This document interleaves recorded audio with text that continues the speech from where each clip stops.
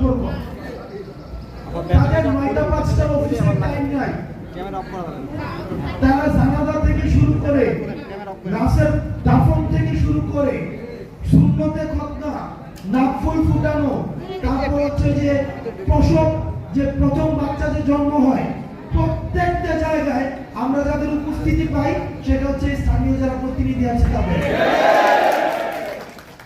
আপনারা যেহেতু 9টা 5টার অফিস করেন না, সুতরাং আমার স্থানীয় প্রতিনিধি হতে হবে এমন প্রতিনিধি যার সাথে আমার প্রতিদিন চায়ের দোকানে দেখা হবে, যার সাথে আমার বাজারে গেলে দেখা হবে, যাকে ফোন দেওয়ার জন্য, যার বাড়ি যাওয়ার জন্য, যার বাড়িতে গিয়ে আমি দুপুরের আগে যদি যাই তাহলে আমি দুপুরের খাবারটা খেয়ে আসতে পারবো, তার সাথে আমার সম্পর্কটা হবে এমন। আমার দাদা, আমার নিজের দাদা স্থানীয় জনপ্রতিনিধি ছিলেন। আমি দেখেছি আমার বাসার মধ্যে কখনোই, আমাদের বাসায় যে যতজন মেম্বার 7 জন 8 জন, কখনো 7 জন 8 জনের ভাত রান্না করা হতো না। সব সময় 15-20 জনের ভাত রান্না করা হতো। কারণ আমার দাদা যখন বাজারে যাইতো তখন 2 জন মানুষ নিয়ে আসতো, আমার জেঠা গেলে সাথে 3 জন মানুষ আসতো, আমার বাবার সাথে 2 জন মানুষ আসতো। এই যে সামাজিক হৃদ্যতাটা, শুধুমাত্র যে জনপ্রতিনিধি আমাদের শাসন করবে, আমাদের বাজেট দিবে, আমাদের সমস্যার সমাধান করবে, শুধুমাত্র এটাই না, বরং আমাদের যে সোসাইটিকে একসাথে ধরে রাখার যে ব্যাপারটা, এই যে এখন শহরে, আমাদের শহরে একটা ফ্ল্যাটের মধ্যে আমরা থাকি, এক রুমে কি হয় আর এক রুম কিচ্ছু জানে না। এক রুমে একটা মা থাকে, আরেক রুমে সন্তান থাকে, আরেক রুমে হাজবেন্ড ফেরত অফিস করে 9টা 5টায় তারা থাকে, কারোর সাথে কারো দেখা হয় না। কাজের মহিলা রান্না করে যার যার মতো করে সে খায়। এই যে আমাদের সামাজিক হৃদ্যতাটা নষ্ট হয়ে গিয়েছে, একটাই যে জনপ্রতিনিধি এই কাজটা অন্তত করে। সুতরাং এই 9টা 5টার অ্যাডমিনিস্ট্রেটিভ অফিসার দিয়ে এই জনপ্রতিনিধির অভাব কোনোদিনও পূরণ করা সম্ভব না। দ্বিতীয়ত, আমরা আমাদের জায়গা থেকে দেখেছি আপনারা এই যে 1700 ফেসিবাদ বিরোধী আপনারা যারা জনপ্রতিনিধি ছিলেন, আমরা আপনারা 3 কোটি মানুষের প্রতিনিধিত্ব করছেন। যেই 3 কোটি মানুষ ফেসিবাদের বিপক্ষে গিয়ে আপনাদের পক্ষে অবস্থান নিয়েছিল, আজকে যদি আপনাদেরকে সরিয়ে দেওয়া হয় তাহলে তাদের সেদিনের অবস্থানটাকে ভুল প্রমাণ করা হবে। সেই জায়গা থেকে আমরা চাইব, আমরা এই বিষয়ে আমাদের যে এলজিআরডি মন্ত্রী রয়েছেন আসিফ মাহমুদ, আমাদের জুনিয়র আমার ছোট ভাই এখন মন্ত্রী মহোদয়, আমরা এই আসিফ মাহমুদকে অবশ্যই আমরা অ্যাপ্রোচ করব এটা নিয়ে দ্রুততম সময়ে একটা কমিশন। আমি আমার চাচার কাছে আমার সমস্যা বলতে চাই, আমি আমার ভাইয়ের কাছে আমার সমস্যা বলতে চাই, আমি আমার খালুর কাছে আমার সমস্যা বলতে চাই। আমার গ্রামের একটা মহিলা, আপনি দেখবেন একটা ঘুমটা অর্ধেক দিয়ে রাখে, কথা বলতে লজ্জা পায়, এই পিছনে ফিরে কথা বলে সমস্যাটা বলে, আবার বলতে চায় না। ওই মহিলাকে তো আপনি কখনোই আপনি একজন অ্যাডমিনিস্ট্রেটিভ অফিসারের কাছে পাঠাতে পারবেন না।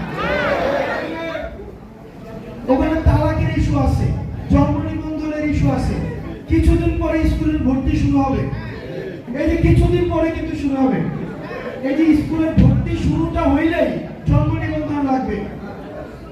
এই জন্ম নিবন্ধন একটা অ্যাডমিনিস্ট্রেটিভ অফিসার তার এই রুটিন ওয়ার্ক কমপ্লিট করে এই পুরো প্রক্রিয়া সম্পন্ন করা, এটা কোনোভাবেই সম্ভব না।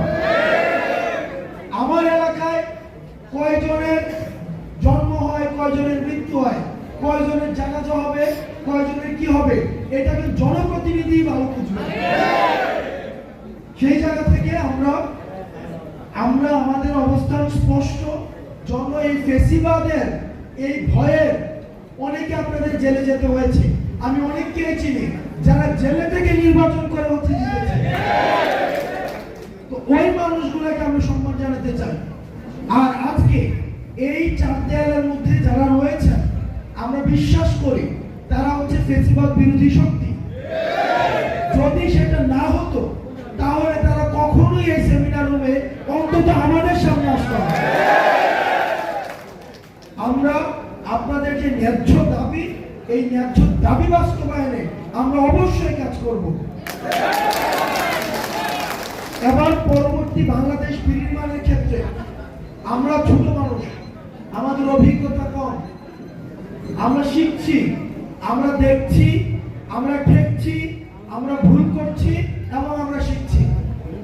আপনারা যারা আছেন, আপনারা অনেক বছর ধরে মানুষকে চিনেন, আপনারা মানুষের কাছে যান, তাদের হাড়িতে কি রান্না হয় সেই খোঁজ আপনাদের কাছে আছে।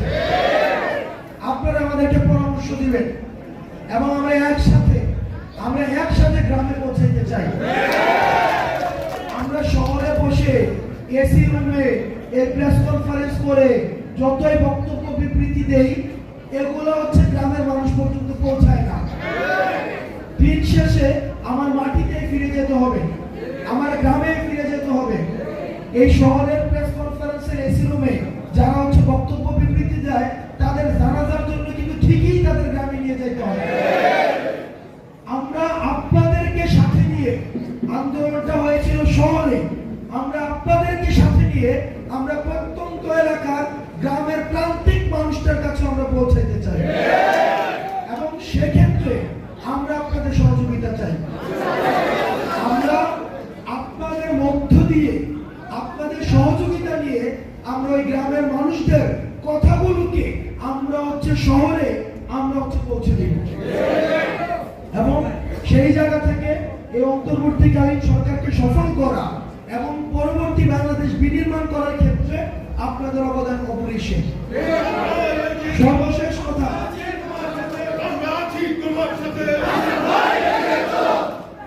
আচ্ছা আপনারা আমার সাথে, আপনারা এই বাংলাদেশের সাথে থাকলে হয়েছে, আপনারা এই বাংলাদেশের পক্ষে থাকেন, আপনারা নিজের সাথে থাকেন। আমরা যখন সবাই বাংলাদেশের পক্ষে থাকবো, তখন এই ভারতে বসে যে দালালরা আছে, ফ্যাসিস্টরা আছে, যত ষড়যন্ত্র করুক না কেন, কখনোই কিছু করতে পারবে না। কারণ হাসিনার পক্ষে সবাই ছিল আর তারা বাংলাদেশের পক্ষে ছিল না, যার কারণে তাদেরকে পালাই যেতে হয়েছে। সর্বশেষ কথা, আমি হয়তো আপনাদের কারো ভাতিজা, আমি আপনাদের কারো ছোট ভাই, আমি আপনাদের কারো সন্তান তুল্য, আমি আপনাদের কারো নাতির বয়সের। আমি আপনাদের কাছে একটা অনুরোধ করব, আপনারা দয়া করে এমন রাজনীতি করবেন যে রাজনীতি করলে ক্ষমতায় না থাকলেও যেন পালাই যেতে পারে। আপনারা ভালো থাকবেন। আপনাদের সাথে আমাদের 56,000 এই যে বর্গমাইল, 1,47,000 এই যে কিলোমিটারের আমাদের যে বাংলাদেশ রয়েছে, টেকনাফ থেকে তেতুলিয়া, রূপসা থেকে পাথুরিয়া, প্রত্যেকটা গ্রামে আপনাদের মাধ্যমে দেখা হবে। আসসালামু আলাইকুম ওয়া রাহমাতুল্লাহ।